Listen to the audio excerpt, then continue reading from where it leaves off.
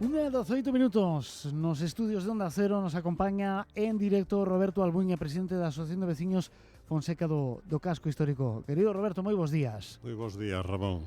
Bueno, onte gran expectación ante as declaracións do arquitecto Fernando Cobos, responsable da execución da obra de intervención no Hostal dos Reis Católicos.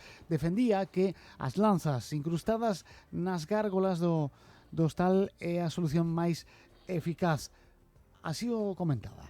La mejor solución de intervención en el patrimonio es siempre necesariamente la menos mala, es decir, la que menos daño hace. Por tanto, cuando la gente dice, no, vamos a ocultar las bajantes, vamos a rasgar el edificio renacentista por 16 sitios para meter una bajante dentro del muro, ¿de verdad? ¿En serio? ¿Alguien lo ha pensado? Es muy fácil decir, hay alternativas, no. Hoy vamos a pintarlo de pintura impermeable. Hoy explicaremos lo que ha hecho la pintura impermeable con las esculturas de la capilla.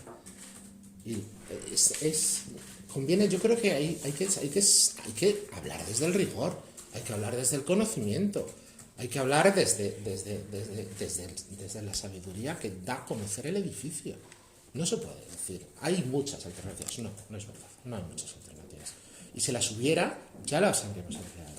O sea, no se trata tanto de hacer. ¿Por qué vamos a hacer daño intencionadamente al edificio si podemos no hacerle daño?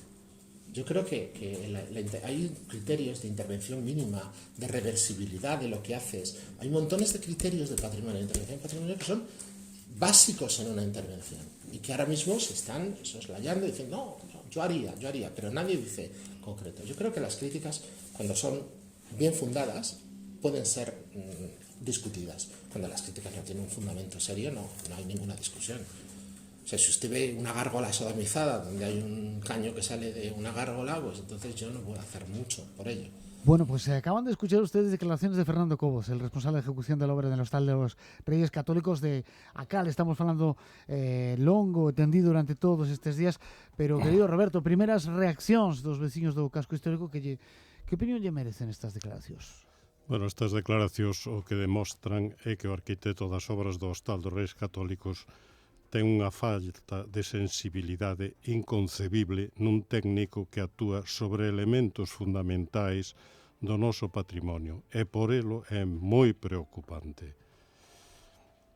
Chama a atención, ademais, a súa arrogancia cando di que non pode contestar a cada ocorrencia e contradise a se mesmo cando fala cando di que explicar con rigor o que fixo e a seguir admite que non se explicou ben. Contradícese de novo cando di que os caños son para salvar o voo do balcón e compensar o vento dominante que meta auga na fachada. E pregúntase se poden recortalas e a súa resposta é que sí, pero que hai que deixar pasar 2 anos para comprobar onde cae a auga. E non sei se é para comprobar onde cae a auga ou para que nos acostumbremos e nos olvidemos do problema. É dicir, descoñece o efecto das lanzas. Permítese falar de experimentos con gasosa cando monta as lanzas sin saber a onde vai ir a parar a auga. Neste caso, o vento sopla do sudoeste e é previsible que a saída de auga polas gárgolas acabe impactando na fachada do edificio pola forza do vento, co cual non vai evitar as humedades na fachada do hostal. En Santiago hai moitas solucións, distintas solucións, e non fai falta ir moi lonxe. San Martiño Pinario ten 3 tipos de solucións distintas. O que invitamos ao señor Cobos é a que pasee Santiago, observe o que fixeron os que aquí trataron co tema das gárgolas e tome boa nota. En San Martiño Pinario, xa digo, por non referirme a outro monumento de Santiago, pero en San Martiño Pinario, no lao de oeste, o cardenal, en tempos do cardenal Quiroga, don Fernando, puxéronse unhas baixantes e as gárgolas non están afectadas nin empaladas.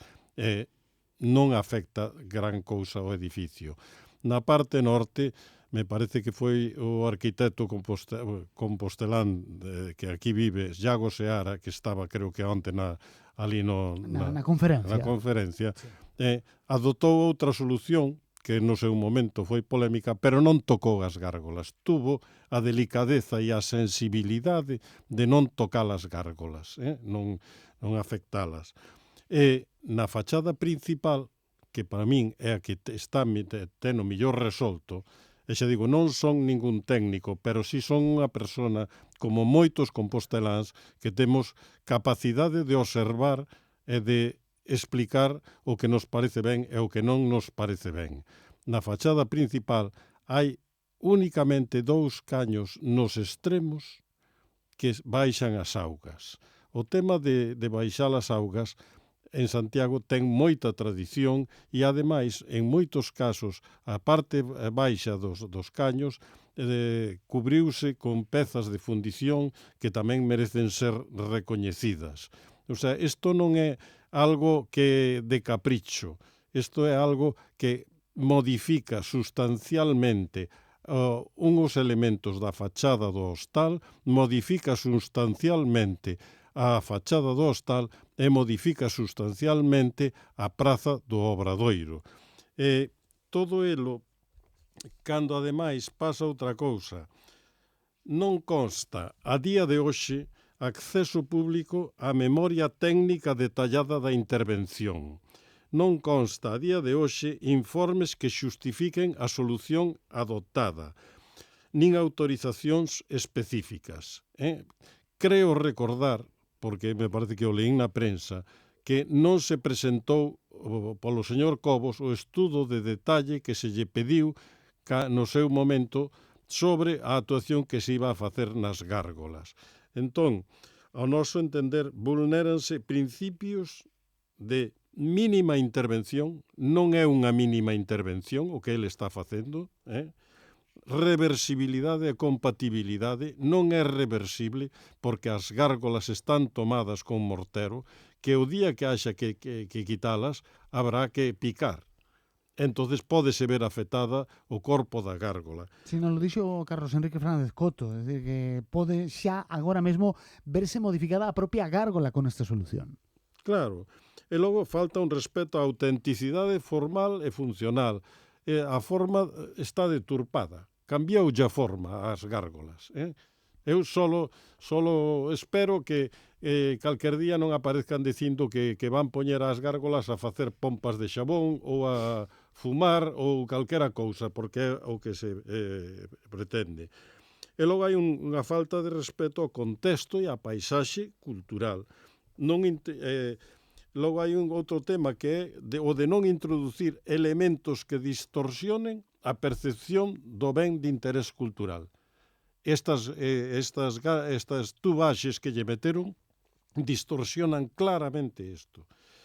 A actuación incumpre ademais o que propón o artigo 71 do Plan de Protección e Rehabilitación da Cidade Histórica, que di que deben manterse na súa total integridade os edificios monumentais con especial respeto das súas características singulares e dos elementos que o compoñen, procurándose a súa conservación e recuperación por todos os medios da técnica.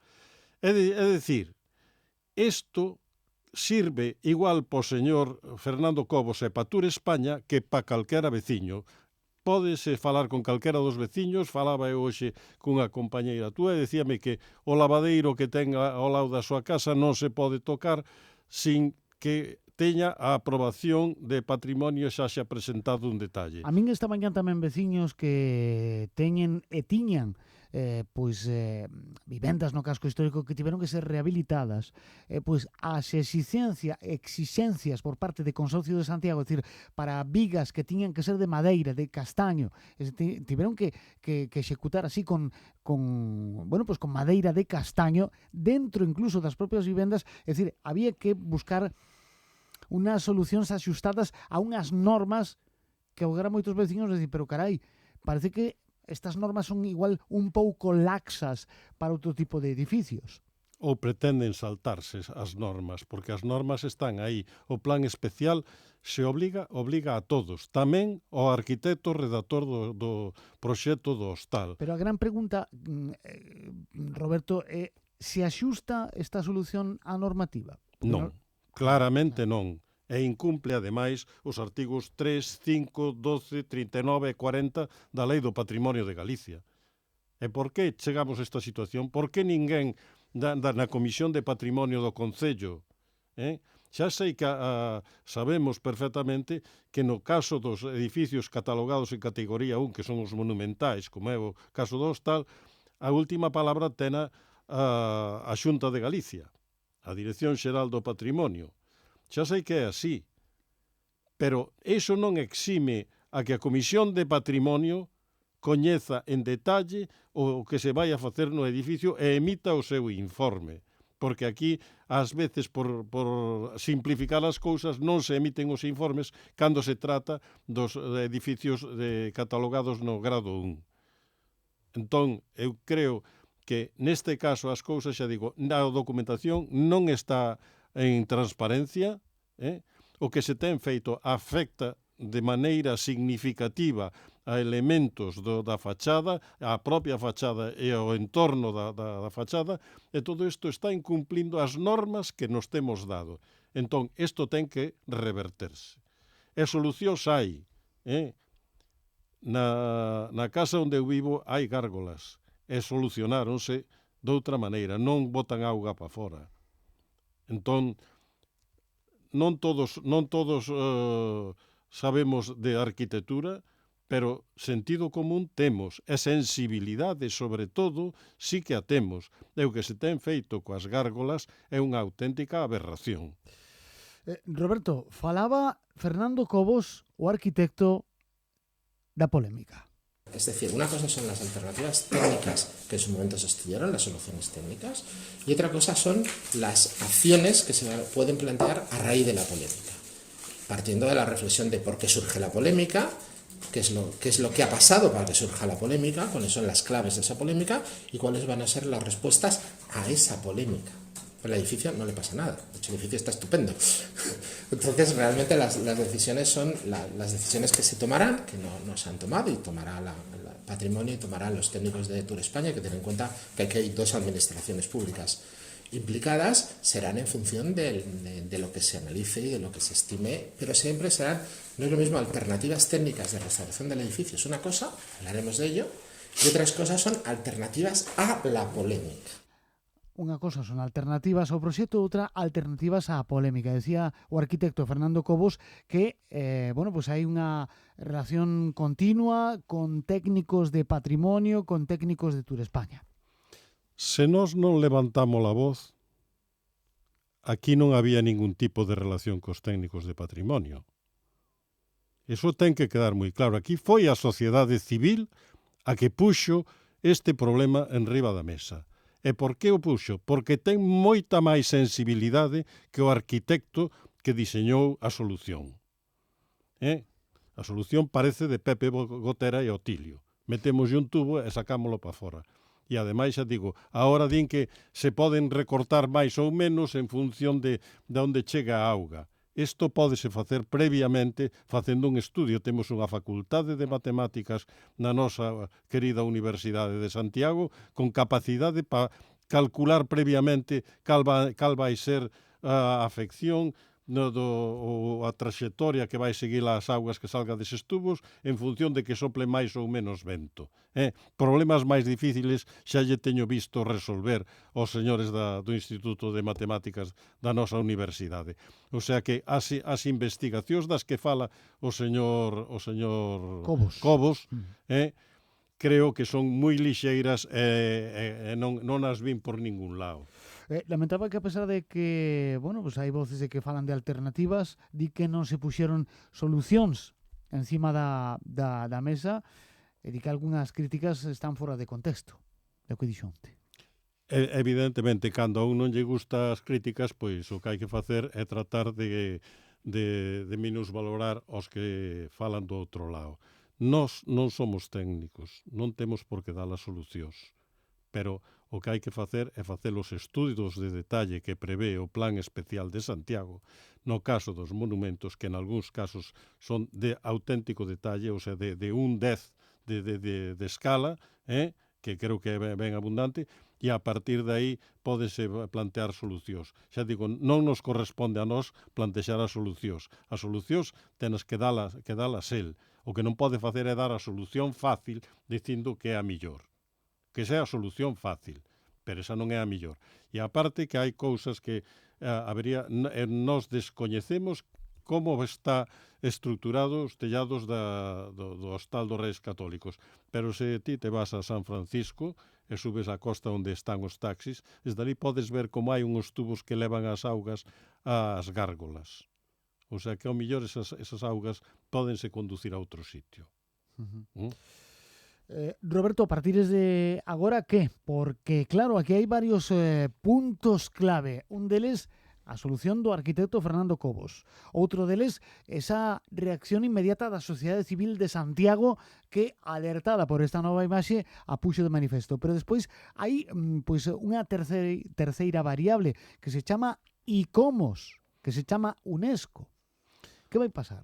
Bueno, nos catro asociacións civis de Santiago e Galicia temos presentado ante ICOMOS un escrito no que ao final o que pedimos é que, dada a gravedade da intervención, dada a agresión perpetrada contra o patrimonio e a alarma social creada, considere a conveniencia dunha evaluación independente, non a do arquitecto, unha que sexa independente, xa sea directa a través dos comités nacionais de ICOMOS sobre a adecuación técnica da solución adotada, así como a súa reversibilidade, que xa digo, nós poñemos en dúbida claramente á vista dos detalles das fotografías, e a existencia de alternativas menos intrusivas, así como o impacto real sobre a autenticidade do ben e o seu entorno.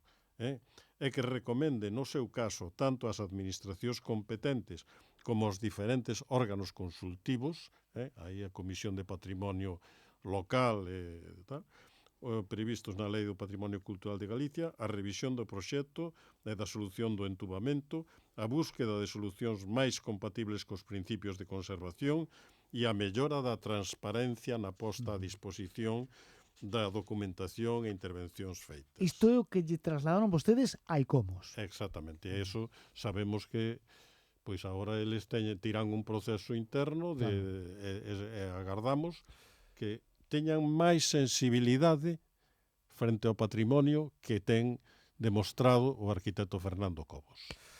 Bueno, pues estaremos pendientes de calquera novedad ao respeito que nos chegue con respecto a este asunto hoxe destacado da actualidade, esas declaracións do arquitecto Fernando Cobos, responsable da solución nas gárgolas do Hostal dos Reis Católicos, e primeiras reaccións a estas declaracións realizadas en Santiago. Por certo, Roberto, que tamén se está falando moito da situación da Alameda de Santiago. Hoxe unha das imaxes é pois que se veñen de pintar os bancos históricos de Sargadelos. Por fin se están ubicando pois tamén uns paneis informativos na Alameda. Como estades vendo os veciños do casco histórico de Santiago o estado de limpeza, de saúde e mantemento da nosa Alameda? Deplorable. O sea, eu sinto moito. Nós temos reclamado ao concelleiro que hai que prestar atención á Alameda e ao resto da cidade. Temos muros na cidade que están cheos de flores. Unha primavera é fantástica, preciosos, están os muros que dá gusto. Temos árbores na praza de Mazarelos que están golpeando ali contra a iglesia da compañía ou da universidade, que calquer día acaban tirando as tellas para baixo e tal. Non se fai, aquí non se fai ningún tipo de mantemento. Costounos ano e pico que onte me parece que foi cortaran as árbores secas que están a carón do Instituto Rosalía.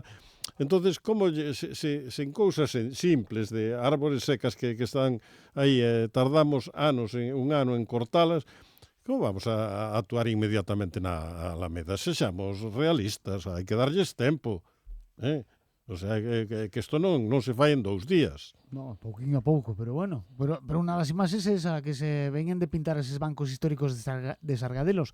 Mira que non foi por avisar máis dun ano, pendentes de que Por se eso, había alguna... por eso che digo, o sea, que non cunda o pánico, que hai tempo, que xa ao final ou tomamos a risa ou... Eu non sei, a Alameda, carai, é un dos pulmóns de Santiago. É unha zona super visitada polos turistas. E que facemos por ela? Os pavimentos xa non falamos deles, os pavimentos fixeron no seu día e non se fixeron ben, porque en vez de botar unha grava cemento ou un suelo cemento, o que fixeron foi botar directamente un hormigón pobre. Entonces, pois, agora xa fai tempo que non se queixan os que corren habitualmente pola Alameda, pero eso estaba que daba pánico. Entonces, home, eu creo que a Alameda, en xeral Santiago, hai unha cousa que xa estaba no plan estratégico de turismo do ano 17, fai 10 anos que se fixo, é que xa decía que en Santiago solo vendemos a catedral, cando Santiago é cidade patrimonio da humanidade. E iso non nos estamos aproveitando. Pero claro, eso implica que temos que cuidar a cidade, e que a cidade ten que estar limpa. E iso implica que non se pode consentir por máis tempo a basura ao lado de dous BIC como son a Facultade de Historia e como é o edificio de Fonseca. Iso ten que rematar dunha vez. Eu apelo á señora reitora da universidade, que xa llo dixen no seu día, pero quero recordarllo, que iso non se pode manter por máis tempo, pola dignidade da propia universidade. E porque aquí, en Santiago, o que non pode ser é que manden máis os taberneiros que a reitora da universidade. Don Roberto Almoiña, presidente da Asociación de Veciños Fonseca do Casco Histórico. Sempre un placer recibilo aquí na súa casa en Onda Cero. Moitas gracias, é un placer poder compartir contigo estes momentos e os meus saludos aos ouvintes de Onda Cero, como sempre. Moi amable. 1:40 minutos.